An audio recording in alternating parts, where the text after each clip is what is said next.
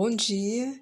Hoje a gente vai corrigir uma atividade que ela foi feita na semana passada, que é o tópico oficina 10, do tópico 4, coerência e coesão no processamento do texto.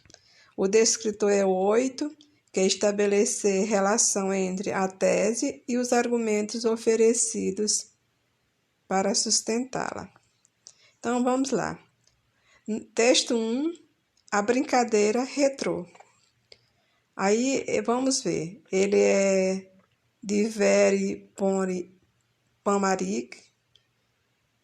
E aí, nós vamos ver. Vocês podem observar que esse texto ele está com a linguagem coloquial.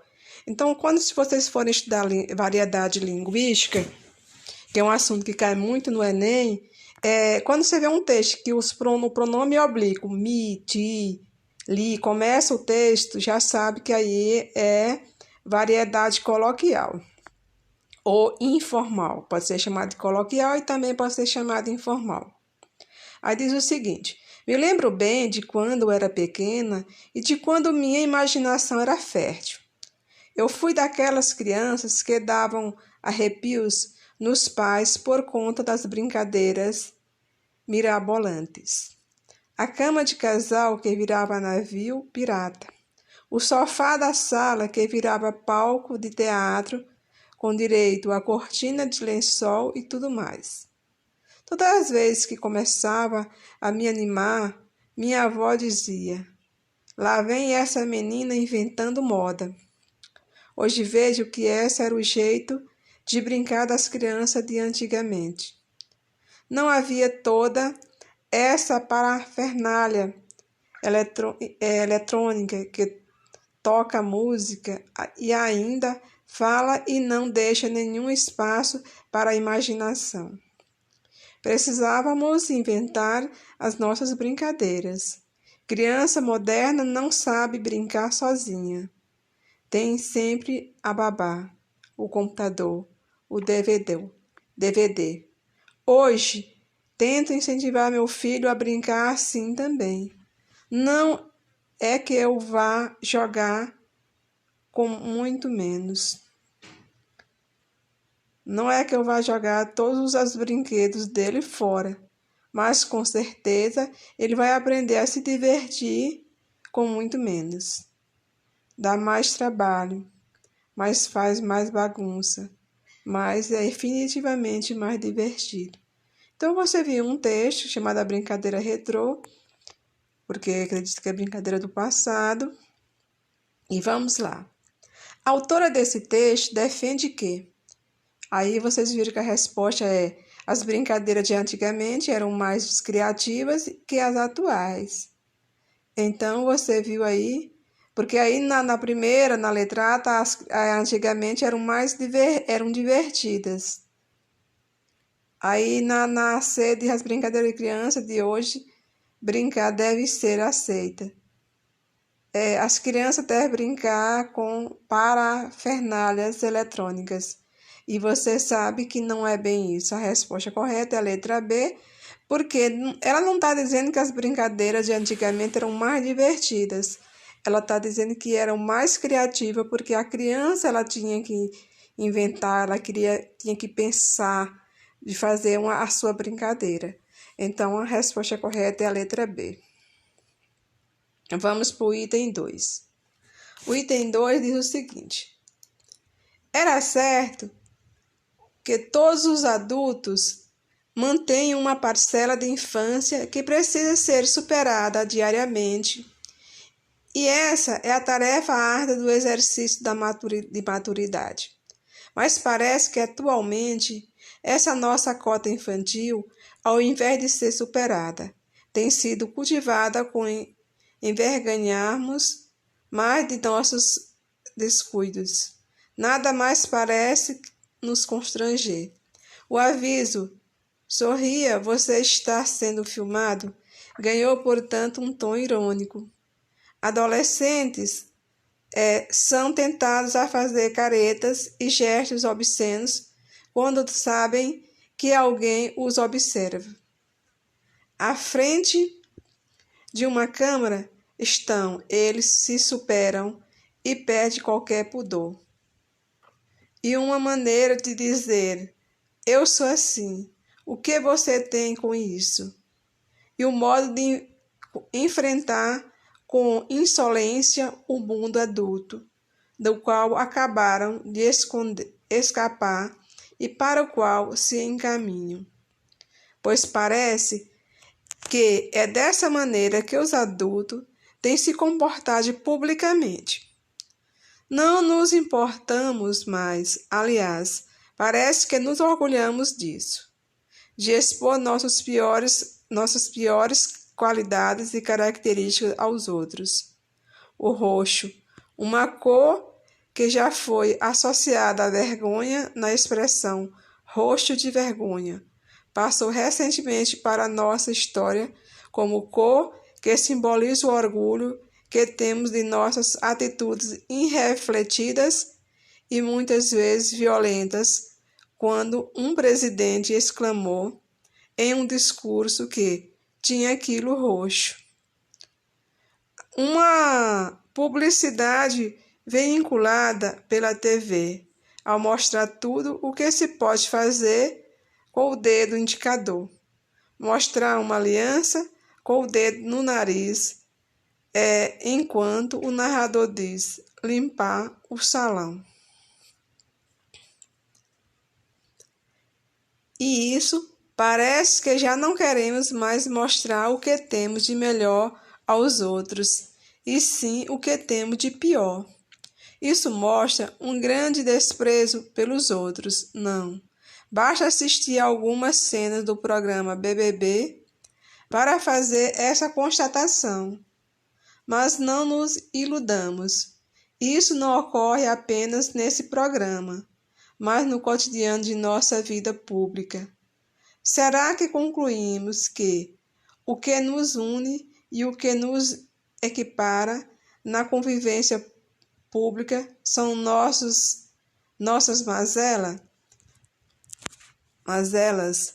Então você viu aí esse texto mostrando o que é a sociedade hoje, atual, o que as pessoas querem se apresentar, o que as pessoas querem mostrar para os outros. Não é seu lado melhor, muitas vezes é seu lado pior. Aí diz o seguinte, a autora do texto defende a tese que não há mais vergonhoso de expormos nossas piores qualidades e características aos outros. O argumento que melhor sustenta seu ponto de vista está exposto na alternativa, quando ele diz assim, a cota de infantilidade que temos parece estar sendo cultivada com esmero. Então, quando eles falam infantilidade, é essa coisa de as pessoas não terem maturidade, elas gostam de querer ser palhaço diante dos outros, se amostrar, como se diz, não é? É quando vocês, que já não são mais infantis, eu não gosto de chamar vocês de criança para que vocês acreditem que vocês não são mais crianças. Vocês já são adolescentes e já estão caminhando para a vida adulta.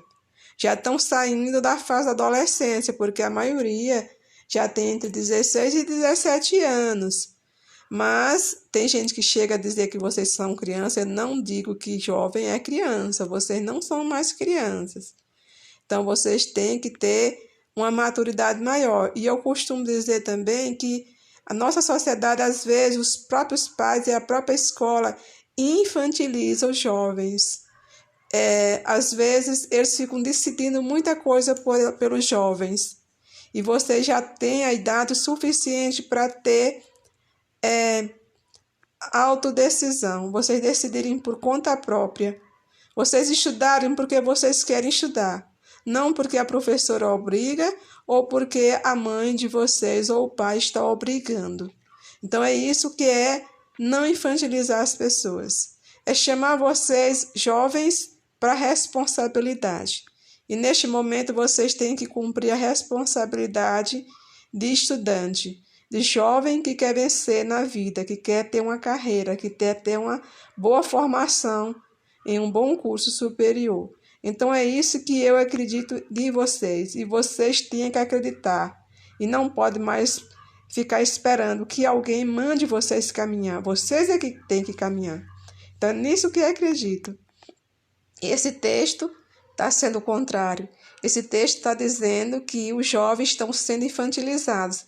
Quando eles fazem aquelas fotos fazendo careta e põem nas redes sociais, vocês sabem muito disso. Quando querem mostrar o pior do seu pior lado, não o seu melhor lado. Então é isso, gente. É a resposta da letra desse item 2. Vamos para o item 3. Minha fase pessimista. Vocês estão vendo que dessa vez está Ana Paula Padrão. Então, aí nós vamos ver o texto de Ana Paula Padrão, que é minha fase pessimista.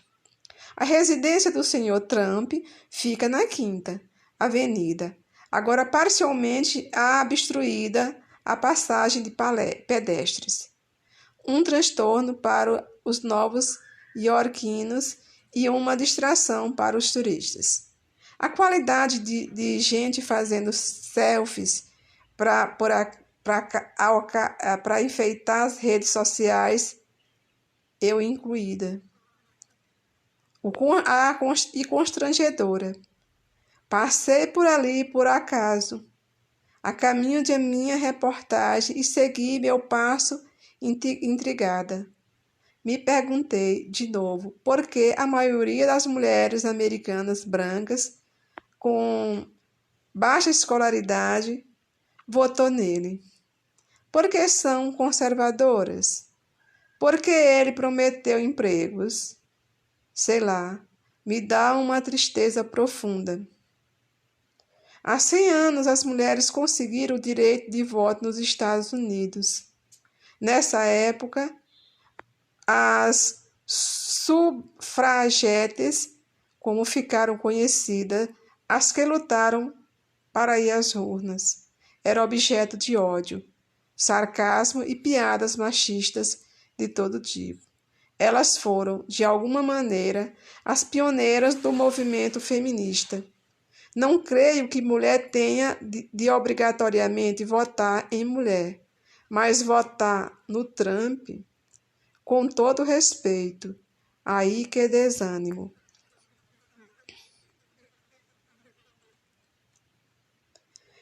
Estou numa fase pessimista, vou logo avisando. Quando passei pela 5ª Avenida, vi aquela multidão divana de blogueiros e aquele mundo de jornalistas debaixo de neve na frente de Trump Tower. Dei graças aos céus por ter escapado dos plantões jornalísticos do fim de ano e das retrospectivas de 2016. De verdade, e não saberia por onde começar. Pela eleição do Sr. Trump, não vamos dar a ele toda essa importância. Não que ele não seja importante, mas para que naufragar em tanta realidade logo no começo do ano. Pelo impeachment de Dilma, pela Olimpíada do Rio, pela Paralimpíadas, pode ser. Mas foi mesmo em 2016. Eita, ano congestionado de notícia.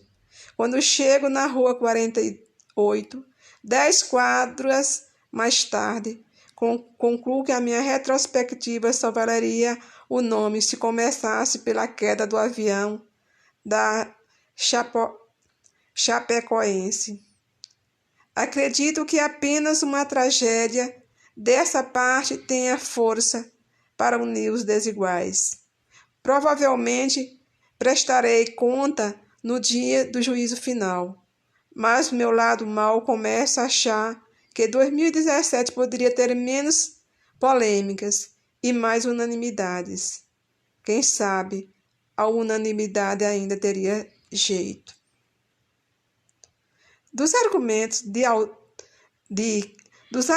que a autora utiliza, o que melhor apoia seu ponto de vista está expresso na alternativa. Bom, gente, vocês viram ela questionando alguns problemas, questão do voto, de votar no Trump. Possivelmente o Trump deve ser um machista, porque ela ficou pessimista, ela ficou triste por ver mulheres votando no Trump, no presidente Trump, que ex-presidente hoje dos Estados Unidos, que foi derrotado, né, nessas últimas eleições de ano passado. E vocês sabem, possivelmente ele era machista, como acontece também no Brasil, de alguns políticos que não respeitam muito as mulheres. E aí o que ela argumentou, o que a deixou atriz, por que ela achou? Porque ela diz assim: as sufragetes foram objeto de ódio, sarcasmo e piada machista de toda o tipo.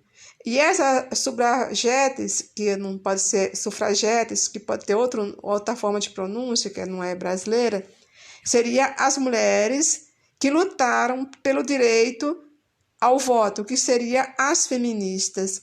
E você sabe que ultimamente, nessas últimas eleições, tanto nos Estados Unidos como no Brasil, também, que um copiava o outro, teve também muito esse discurso de ódio contra as feministas, que são as mulheres que lutam pelo direito da mulher. E nós mulheres, viu, garotas alunas, nós sempre chegamos um pouco mais atrasados do que os homens. Os nossos direitos, têm que vir com muitas lutas. Nós também no Brasil, em períodos atrás, na década de 30, as mulheres não podiam votar. Só quem tinha direito do voto eram os homens.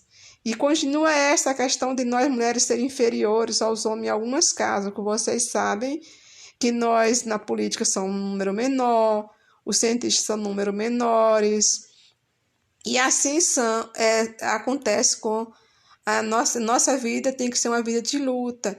Agora, nessa semana teve uma vantagem, né, que tinha um crime que era considerado crime de honra, que não é mais considerado crime de honra quando um homem se achava no direito de matar uma mulher se ela cometesse adultério. E aí, na justiça, era aceito, normal, ele tinha direito de matar uma mulher porque a mulher havia cometido adultério. E agora acabou esse crime de honra, graças a Deus, porque se é crime a mulher cometer adultério, por que é que não é crime o homem cometer adultério? Se o homem trai a mulher e a mulher separa dele, ela não poderia matar. Ela não tinha direito de matar o homem por isso. Agora, se o homem matasse, não era considerado crime. Então, isso foi interessante, já é uma vitória das mulheres. E nós, mulheres, vocês, meninas, vão ter que lutar muito para conseguir espaço na vida. Mas a gente consegue. É com luta que a gente consegue. Ser um pouquinho feminista não faz mal a ninguém. Não é obrigado a fazer tudo no mundo, querer imitar homem. É conquistar os nossos direitos de mulheres como cidadã, igual os homens têm direitos. É isso que a gente tem que lutar. Então, vamos para o próximo texto, que é Poluição do Mundo. Júlio José Chiavenato. Os grandes países industriais são os mais poluídos do mundo. Em Tóquio, vende-se oxigênio nas ruas centrais. É comum os japoneses comprarem uma dose e enfiarem o nariz na garrafinha, recuperando-se do veneno que são obrigados a respirar. Os guardas de trânsito, intoxicados por gases de automóveis, têm postos de abastecimento especiais nas esquinas. Apesar da propaganda que apresenta o centro da Europa como oásis verde entre enormes fábricas, que lê jornal sobre o que acontece com o Reno, um rio totalmente morto e mortífero, carregando resíduos químicos por milhares de quilômetros, contaminando os depósitos de água potável de vários países. Metade da população holandesa bebe água do rio Reno, que é o maior esgoto do mundo e receptor de inseticidas das fábricas alemãs. Seus peixes são proibidos para o consumo, porque os detritos industriais com que se alimentam tornam sua carne fétida. E os Estados Unidos, pátria do capitalismo moderno, louvada pelo rigor de suas leis, são e isto seus próprios técnicos afirmam, o país mais poluído do planeta. Além disso, são os maiores exportadores da poluição. 40% da contaminação da terra é provocada por suas indústrias, segundo informação de Philip Bert, ecologista e relator da Internet Review. Neste texto, o autor defende a tese de que os países industriais são os mais poluídos do mundo. Marca a alternativa que apresenta argumento correto para sustentar nessa tese. Aí a letra A, quando diz nas ruas centrais de Tóquio, vende-se oxigênio. Então, se vende oxigênio, é porque significa dizer que Tóquio, que é no Japão, é um lugar muito, muito poluído. Aqui nós temos o privilégio de respirar o nosso ar natural. Ainda nós temos o nosso verde, ainda nós não temos o nosso oxigênio natural tão poluído quanto esses grandes países que a gente às vezes quer morar nos países mais ricos do mundo. E às vezes morar no estado mais pobre da nação seja até melhor. Como nós moramos no Piauí, que é um dos estados mais pobres da Federação Brasileira, mas que tem poucas indústrias, porém nós temos o ar mais rico, o ar mais limpo. Graças a Deus, né, meninos? Então, aí a resposta correta é a letra A. Vamos para o item 5. Escrevendo o futuro. Fernando Blant. Ler, compreender, escrever. O estudante, capaz de dominar estes 3 momentos, está pronto para desenvolver com sucesso sua vida. Então, vocês estão vendo que vocês, para vencer na vida, vocês têm que saber ler, saber escrever e saber compreender. Então, diz assim: o estudante capaz de dominar estes 3 momentos está pronto para desenvolver com sucesso sua vida. Essa é uma das carências do nosso país, que carrega nas costas milhões de analfabetos e outros tantos que precariamente alfabetizados. Leem, mas não percebem o significado, não têm condição de usar o que aprenderam mal. Chegaram à porta do conhecimento, mas não alcançaram a abri-la para desfrutar as maravilhas do mundo, do saber e da comunicação. Anísio Teixeira, educador perseguido por ditaduras, já dizia, em 1920, da dificuldade que tinha o Brasil de caminhar na direção do futuro. Se a educação não fosse prioridade nossa, ao longo dos anos, muita gente continua batalhando para transformar a realidade dos brasileiros. Então, gente, esse textozinho, olha, escrevendo o futuro, quando eu divulguei para vocês o projeto, agora que vai ter uma Olimpíada de Língua Portuguesa, essa Olimpíada de Língua Portuguesa é desse projeto Escrevendo o Futuro, viu, gente? Então, o objetivo do Escrevendo o Futuro é justamente ajudar vocês a ler, a compreender e a escrever. Quer dizer, vocês vão ler alguns textos, vocês vão compreender alguns textos, para depois vocês produzirem o próprio texto de vocês. E é assim que vocês, como cidadão, vão crescer. Se vocês tiverem essa capacidade de fazer essa boa leitura, de compreender o que vocês leem, vocês já têm um grande sucesso na vida de vocês. Então, vamos lá para a questão da pergunta. Qual o argumento melhor para sustentar a tese de que o Brasil é carente de estudantes capazes de ler, compreender e escrever? Aí na letra A, quando ele diz, o estudante capaz de dominar estes 3 momentos está pronto para desenvolver com sucesso sua vida. Então, dessa forma que vai fazer vocês acreditarem. Essa é a tese mais importante desse texto. Então, leiam, aprendam e que nós, esse ano, nós vamos fazer isso. Nós vamos aprender a ler, nós vamos aprender a compreender e nós vamos aprender a escrever. E é que vocês aprendendo tudo isso, vocês vão se tornar cidadãos capazes de dominar o sucesso. Então é isso, gente. Então eu tenho todos um bom dia e boa sorte para todos. Amanhã, para o 2º ano, tem prova e para o 3º ano a prova vai ser... Para vocês tem prova no 2º ano. E a prova do 3º ano foi ontem.